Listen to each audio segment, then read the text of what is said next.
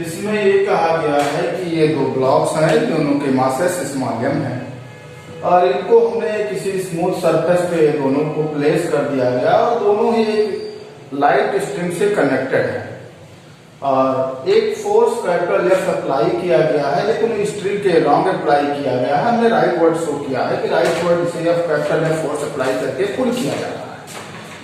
तो हमें ये करना है कि इस स्ट्रिंग में टेंशन कितना होगा। अब यहाँ इस सिचुएशन में जो सिचुएशन बताया गया, इस सिचुएशन में दोनों ब्लॉक्स एक साथ मूव कर रहे हैं, तो ऐसे में since the blocks are moving together,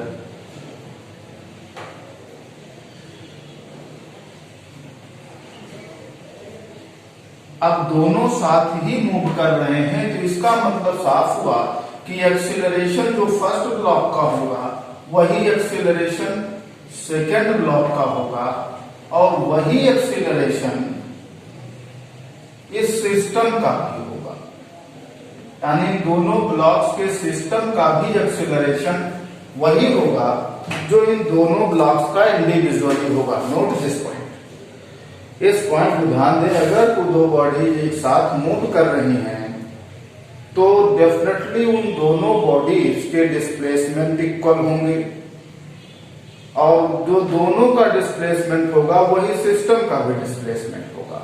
दोनों बॉडीज के वेलोसिटीज इक्वल होंगे और जो दोनों के वेलोसिटीज होंगे वही सिस्टम की भी वेलोसिटी होगी और दोनों के एक्सीलरेशन भी इक्वल होंगे और जो दोनों के एक्सीलरेशन होंगे वही सिस्टम का भी एक्सीलरेशन होगा। तो यहां से क्लियर हो गया कि जो एक्सीलरेशन पहले ब्लॉक और दूसरे ब्लॉक का होगा वही सिस्टम का भी एक्सीलरेशन होगा। यानी अगर हम सिस्टम के लिए ही सॉल्व करें, now for the system,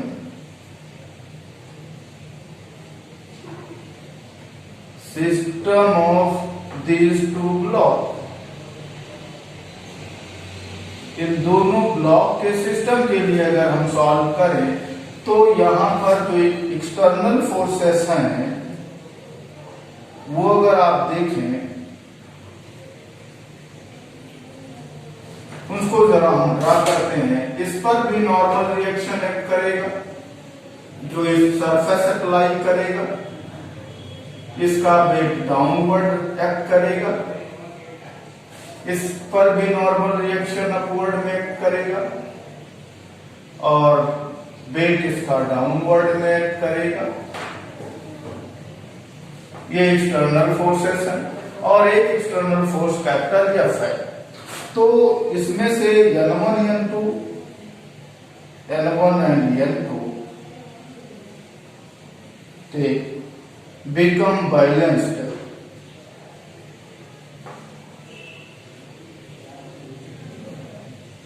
by the weight।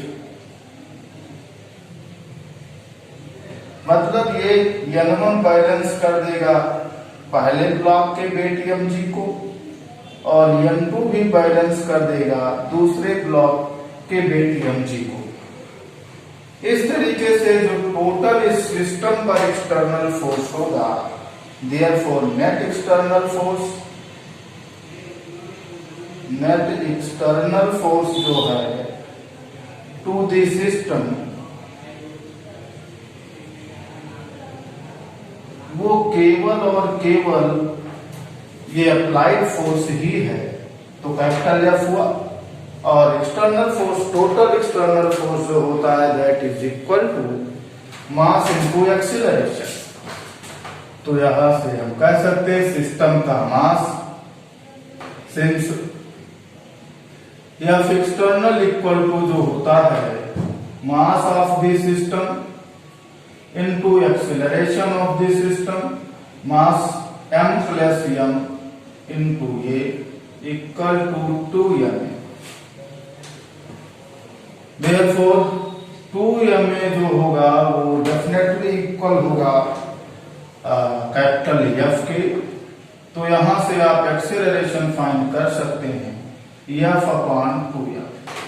ये सिस्टम का एक्सेलरेशन आ गया, लेकिन दोनों ब्लॉक साथ साथ मूव कर रहे हैं तो दोनों के एक्सीलरेशन भी यही होंगे। तो यहां से हम कह सकते हैं कि A1 और A2 भी यही होंगे और ये सब इक्वल आ गए F/2। हमें तो टेंशन फाइंड करना था इस स्ट्रिंग में, तो अब हम किसी इन दोनों में से किसी एक ब्लॉक के लिए जो है न्यूटन्स लॉ अप्लाई करते हैं। नाउ फॉर फर्स्ट ब्लॉक, अगर हम फर्स्ट ब्लॉक को देखें तो फर्स्ट ब्लॉक पर जो फोर्सेस हैं, एक्सटर्नल फोर्सेस, वो है इसका वेट, इस पर एक्ट कर रहा है जो नॉर्मल रिएक्शन N1 और स्ट्रिंग का टेंशन फोर्स है। तो नॉर्मल रिएक्शन तो मैं ऑलरेडी कह चुका हूं कि बैलेंस करेगा वेट को, यानी ये तो कैंसल हो जाएगा। तो जो नेट फोर्स इस सिचुएशन में है वो केवल टेंशन फोर्स है और net force mass into acceleration होता है। तो ये पहले ब्लॉक का मास, पहले ब्लॉक का एक्सीलरेशन जो प्रोडक्ट होगा वही टेंशन के इक्वल होगा। तो इसमें वैल्यूज हम पुट कर लेते हैं तो हमें जो मिलेगा M1 तो M है और A1 जो है वो तो एक्सीलरेशन ये के ही इक्वल है, इक्वल टू T। तो यहां से वैल्यूज अगर हम रखते हैं तो T इक्वल टू Ma और A की वैल्यू यहां हम सॉल्व कर चुके हैं F/2M। तो M तो कैंसिल हो जाएगा, तो यह टेंशन फोर्स जो आ रहा है वो F/2 हो गया, यानी जो स्ट्रिंग में टेंशन फोर्स होगा वो F/2 हो जाएगा। ये है क्वेश्चन 10। इस क्वेश्चन में ये कहा गया है कि एक ये ब्लॉक है, इसका मास m है और ये दो स्प्रिंग से कनेक्टेड है।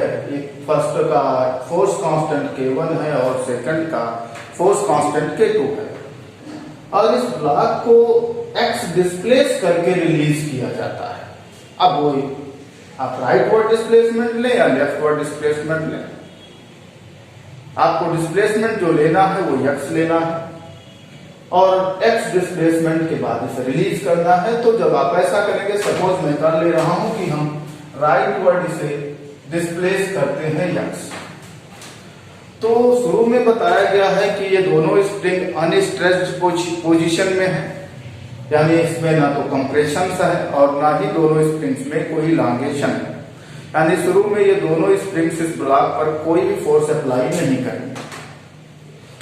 अब अगर हम राइट वर्ड इसे x डिस्प्लेस करते हैं तो जो K2 राइट वाली स्प्रिंग है इसमें कंप्रेशन आ जाएगा और वो कंप्रेशन x होगा और लेफ्ट वाली स्प्रिंग में इलांगेशन आएगा, वो भी x ही होगा, यानी दोनों स्प्रिंग्स में एक में कंप्रेशन आएगा और उतना ही दूसरे में इलांगेशन आएगा। तो दोनों ही स्प्रिंग अब फाइनल पोजीशन में फोर्स अप्लाई करेंगे। तो चलिए जरा हम फोर्सेस को इस पे जो इस ब्लॉक पर डिस्प्लेसमेंट के बाद में जो फोर्सेस एक्ट करते हैं उनका हमें विडी बना लेते हैं। Free body diagram of the block.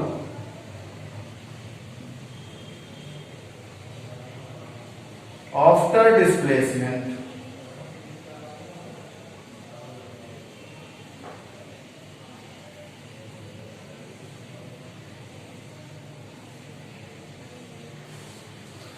तो एक तो इसका वेट एक्ट करेगा, ये है वर्टिकली डाउनवर्ड और ये हॉरिजॉन्टल जो टेबल है वो नॉर्मल रिएक्शन अप्लाई करेगी वर्टिकली अपवर्ड और इस राइट वाले स्प्रिंग में कंप्रेशन आया है तो ये पुश करेगी कितने फोर्स से, ये होगा K2x और ये पुल करेगी K1x। तो इस सिचुएशन में ये जो नॉर्मल रिएक्शन है वो तो बैलेंस करेगा mg को और नेट फोर्स अगर आप देखें तो नेट फोर्स जो आ रहा है वो दोनों सेम डायरेक्शंस में है, K1x और K2x, इसलिए ऐड हो जाएंगे। तो K1x प्लस K2x और ये equal to K1 plus K2 into x, और ये लेफ्ट वर्ड डायरेक्शन है। और नेट फोर्स जो होता है वो आप जानते हैं कि इक्वल होता है मास इंटू एक्सीलरेशन के। तो अप्लाई कर देते हैं न्यूटन का लॉ। तो F equal to mass into acceleration, ma equal to, यहां से आएगा F एक्सटर्नल, और वो F एक्सटर्नल है K1 plus K2 into x. तो यहां से एक्सीलरेशन जो प्रोड्यूस होगा वो हमें पता लग गया, K1 प्लस K2 और इंटू एक्स और अपान में मास। तो जब हम रिलीज करेंगे इस ब्लॉक को तो इतना एक्सीलरेशन जनरेट होगा। इनिशियली डिस्प्लेसमेंट x था तो इनिशियल एक्सीलरेशन है ये। जैसे जैसे ये रिलीज के बाद में मूव करेगा वैसे वैसे फिर फाइनली x डिक्रीज होगा, तो ऐसे में फिर से एक्सीलरेशन कम होता जाएगा। तो ये इनिशियल एक्सीलरेशन है, तो ये हमारा आंसर हो गया।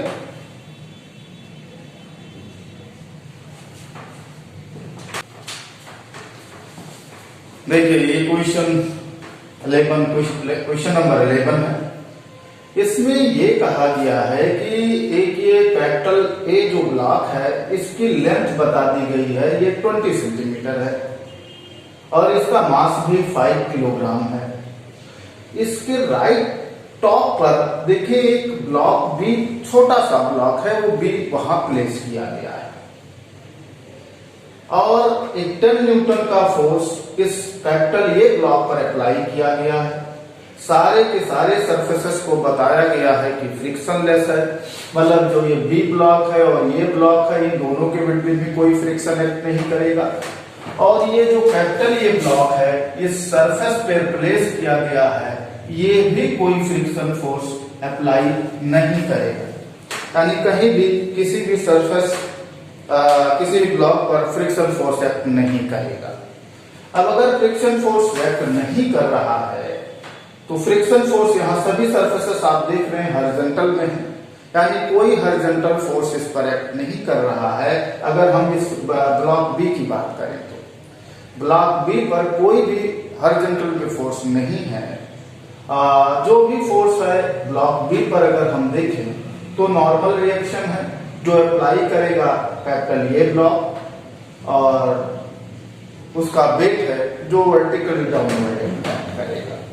तो अगर हम यहां पर फॉर ब्लॉक बी कर देखें, फॉर ब्लॉक बी, तो इसकी अब बीडी अगर हम थोड़ा देखते हैं तो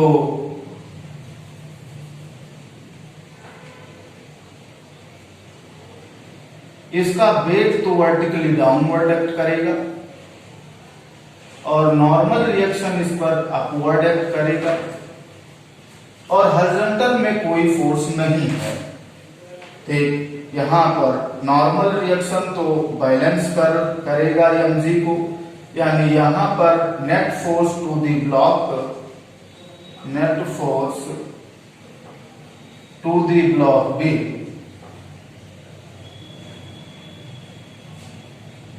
F नेट इक्वल टू 0, कोई फोर्स इस पर एक्ट नहीं कर रहा है।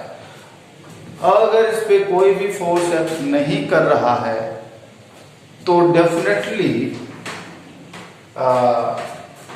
ये अब रेस्ट में, इनिशियली तो रेस्ट में था तो ये रेस्ट में ही रहेगा, यानी ये मोशन की स्टेट में नहीं आएगा। ठीक, इसका सीधा सा मतलब ये हुआ कि ब्लॉक बी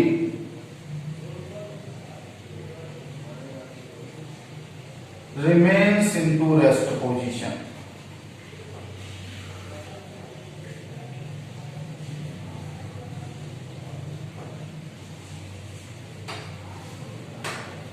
ये रेस्ट पोजीशन में ही रहेगा, ये मोशन की स्टेट में नहीं आएगा। अब हम ब्लॉक ए को देखें। ब्लॉक ए पर 10 न्यूटन फोर्स अप्लाई किया गया हॉरिजॉन्टली, तो ब्लॉक ये जो है उसकी एबिलिटी अगर हम बनाते हैं तो देखें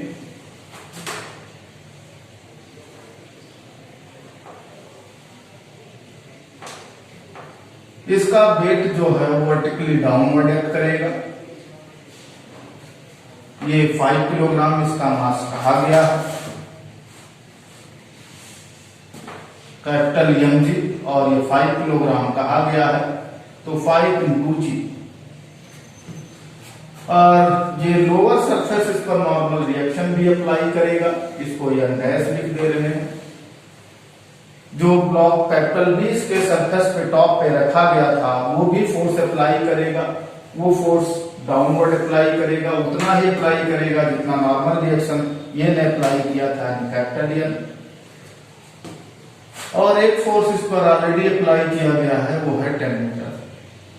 तो इस पर अगर आप देखें तो एन डैश और एन डैश जो है वो बैलेंस कर देगा एन और एम जी को, यानी नेट फोर्स जो आएगा इस ब्लॉक पर वो तो केवल 10 न्यूटन आ रहा है, और नेट फोर्स जो होता है मास इनटू एक्सीलरेशन होता है। तो यहां से आपको एक्सीलरेशन मिल जाएगा, ये equal to 10 upon capital M, और ये आ जाएगा 10 अपॉन 5 और equal to 2 metre per second square. यानी जो ब्लॉक ये है वो राइटवर्ड डायरेक्शन में एक्सेलरेट हो जाएगा 2 मीटर पर सेकेंड स्क्वायर से, जबकि इसके टॉप पर रखा हुआ ब्लॉक स्टेशनरी ही रहेगा। तो एक बात तो कंफर्म है कि जब ब्लॉक ये 20 सेंटीमीटर राइटवर्ड मूव कर जाएगा तो डेफिनेटली वो ब्लॉक बी उसके बाद 20 सेंटीमीटर मूव करने के बाद ब्लॉक ए के जो ब्लॉक बी है वो डेफिनेटली गिर जाएगा। यानी कि हम ये कह सकते हैं कि अगर हम ये चाहते हैं कि वो टाइम कितना होगा जितने टाइम बाद ब्लॉक बी गिरेगा, तो वो टाइम तभी होगा, उतना ही होगा जितने टाइम में ये जो ब्लॉक कैपिटल ये है वो 20 सेंटीमीटर डिस्प्लेस हो जाता है। तो अगर हम ऐसा लेते हैं तो डिस्प्लेसमेंट कितना ले 20 सेंटीमीटर, और ये इक्वल टू होगा 0.2 मीटर। एक्सीलरेशन में सॉल्व कर ही चुका हूं 2 मीटर पर सेकेंड स्क्वायर, और इनिशियल वेलोसिटी तो 0 थी ही, ब्लॉक ये भी रेस्ट में था, और टी हमें फाइंड करना है। तो ये formula s equal to u t plus half a t square हमें अप्लाई कर लेते हैं। तो इसमें s की वैल्यू 0.2 मीटर, u 0 है 0 इंटू टी, और प्लस ऑफ ये की वैल्यू 2 आ चुकी है इंटू टी स्क्वायर। तो यहां से जो टी की वैल्यू आ रही है वो t equal to root of 0.2 इतना से है। ये